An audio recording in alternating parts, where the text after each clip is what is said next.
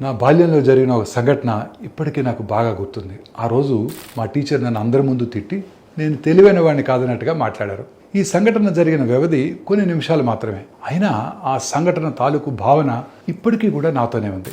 బాల్యంలో విన్న కొన్ని మాటలు జీవితాంతం మనతోనే ఉంటాయి. అందుకు కారణం కూడా మీకు చెప్తాను, వినండి. ఆసక్తికరమైన విషయం ఏంటంటే, ఆ తర్వాత నేను సర్జికల్ ఆంకాలజిస్ట్గా మారి ఎన్నో సంవత్సరాలు రోగులకు సేవ చేసిన ఆ చిన్ననాటి జ్ఞాపకం పూర్తిగా మాయం కాలేదు. అప్పుడు నాకు ఒకటి అర్థమైంది. పిల్లలతో పెద్దలు మాట్లాడే మాటలు చాలా ప్రభావం చూపుతాయని. పిల్లలు పెద్దల మాటలు నిజమని కూడా నమ్ముతూ ఉంటారు.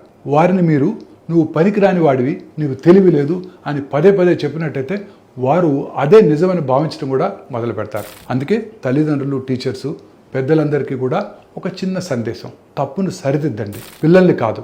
నువ్వు తప్పు చేసావు అని చెప్పండి, నువ్వే తప్పు అని మాత్రం చెప్పకండి. పిల్లలు మీరు చెప్పిన పాఠం మర్చిపోవచ్చు, కానీ మీరు వారిని ఎంతగా మనసుకు తీసుకునేలా చేశారో మాత్రం ఎప్పటికీ మర్చిపోరు.